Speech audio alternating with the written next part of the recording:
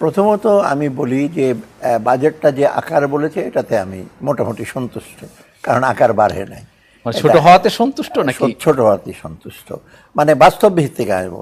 কিন্তু আবার অসন্তুষ্ট এই জন্য যে খরচের ইসে কমে নাই, করের সেটা আমার ধারণা ছিল খরচ কিছু কমবে, বাজেট ছোট, কিন্তু সেটা রিফ্লেকশন দেখি ঘাটতি বাজেটে। মোট কথা ঘাটতি 2,65,000 টাকা, ওগুলো সরকার খরচ করবে, এমনি মহানন্দে খরচ করছে, আরও করবে। অতএব এই দিক থেকে আমি বলবো যে এটা বাজেটটা ঠিক একেবারে সে হয় নাই, আর একটু বেটার হতো আর কি বাজেটটা যদি খরচটা কম। এবং খরচ এখন আগেই বলে দিই, খরচটা করতে হবে অপ্রয়োজনীয় খাতে ব্যয় কমাতে হবে, এবং প্রায়োরিটি প্রজেক্ট ছাড়া ব্যয় কমানো যাবে।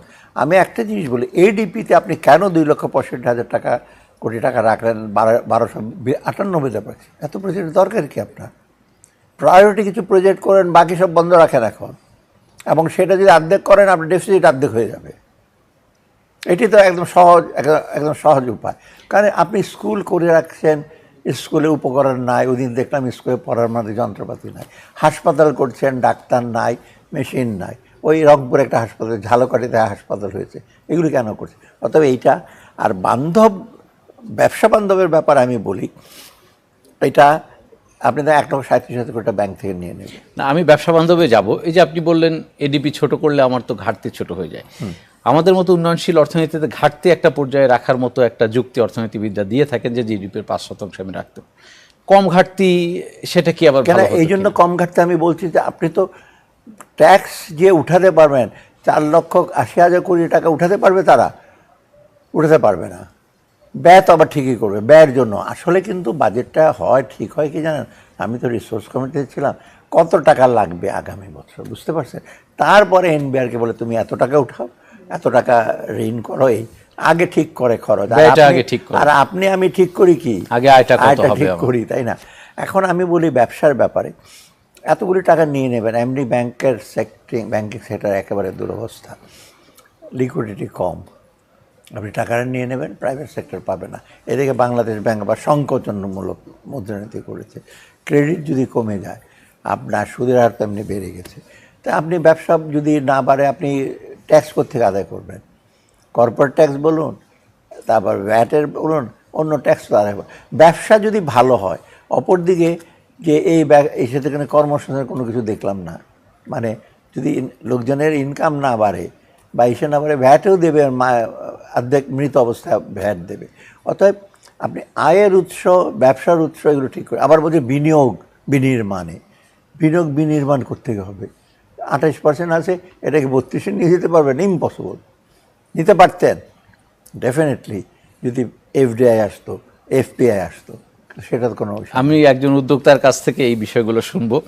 বিনিয়োগ বান্ধব বাজেট সবসময় একটা আকাঙ্ক্ষা থাকে, বাজেটে এরকম একটা প্রতিফলন থাকুক, কিন্তু সেই একই জায়গায় আমরা দীর্ঘদিন ধরে 23, 23.5, 22-এর মধ্যে আটকে আছি বেসরকারি বিনিয়োগটা। এবার কি অর্থমন্ত্রী তার প্রথম বাজেটে এরকম কোনো রূপরেখা আপনাদের জন্য দিতে পেরেছেন কিনা যা এগিয়ে যাওয়ার ক্ষেত্রে সহায়ক হবে? ধন্যবাদ আপনাকে। আসলে আমাদের চাহিদা কি, এক্সপেকটেশনটা বাজেটে, আমরা একটা কঠিন সময়ের মধ্যে অতিক্রম করছি। একসাথে যুগপৎ অনেকগুলি ঘটনা ঘটেছে, যেমন আপনার ডলারের সংকট হয়েছে, টাকা অবমূল্যায়িত হয়েছে, 85 টাকার ডলার এখন আমাকে 117 টাকায় কিনতে হচ্ছে। পর্যাপ্ত ডলার আমরা পাচ্ছি না এলসি করার জন্যে, ক্যাপিটাল মেশিনারি থেকে আরম্ভ করে র মেটেরিয়ালস এগুলো আমদানি করতে পারছি না। আপনার এই অর্থ বৎসরে ইতিমধ্যে 50% ঋণাত্মক হয়েছে ক্যাপিটাল মেশিনারি। আচ্ছা, তারপরে হচ্ছে বিদ্যুতের দাম বাড়ছে, পর্যাপ্ত বিদ্যুৎ, এত ইনফ্রাস্ট্রাকচার হওয়ার পরেও কিন্তু আমরা নিরবিচ্ছিন্ন বিদ্যুৎ পাচ্ছি না, কোয়ালিটি বিদ্যুৎ পাচ্ছি না। তো আইএমএফের প্রেসক্রিপশন যে প্রত্যেক 3 মাসে বাড়াতে হবে। জ্বালানি তেলের মূল্য বেড়েছে।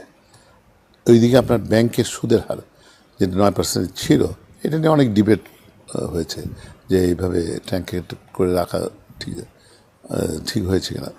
কিন্তু আপনি একসাথে ছেড়ে দিয়ে আপনি প্রথমে 9%-এর সাথে স্মার্ট 3.5% করলেন, এখন সেটা ছেড়ে দিয়েছেন অলরেডি, কিন্তু 4.5 উপরে চলেছে। এবং আমি যা দেখতে পাচ্ছি তাতে জুলাইতে এটা আরও বাড়বে। তো এই অবস্থায় একজন ব্যবসায়ী, এত উদ্যোক্তা যেই হোক না, এতগুলি শক অবজার্ভ করবে কীভাবে, কীভাবে অ্যাডজাস্ট করবে। এখন তো আমাদের চার্ট হচ্ছিল আমরা যে সাস্টেইন করতে পারি, বেঁচে থাকতে পারি। বিনিয়োগের কথা আমরা মাথার থেকে বের করে দিয়েছি, কারণ আমরা এক্সিস্টিং ক্যাপাসিটি ইউটিলাইজেশন আমরা পুরোপুরি করতে পারছি না। তো নতুন বিনিয়োগ কীভাবে হবে, আর বিনিয়োগ যদি না হয় তাহলে কর্মসংস্থান কীভাবে হবে, এই জিনিসটা আমার কাছে বোধগম্য না। আর ইন্টারেস্ট রেটটা যে বাড়ানো হচ্ছে, বলা হচ্ছে ইনফ্লেশন এখন বাংলাদেশ ব্যাংকের যে তথ্য সেখানে 9.48% 8-9% লাস্ট 8-9%, আর হচ্ছিল বিআইডিএস বলছে আরও বেশি 15। এখন আপনি 6.5% কীভাবে নিয়ে আসবেন, কীভাবে আপনি জিডিপি গ্রোথ 6.75% করবেন, 6.67%? এইটা অ্যাকচুয়ালি অঙ্কটা আমার মাথায় ঢুকছে না।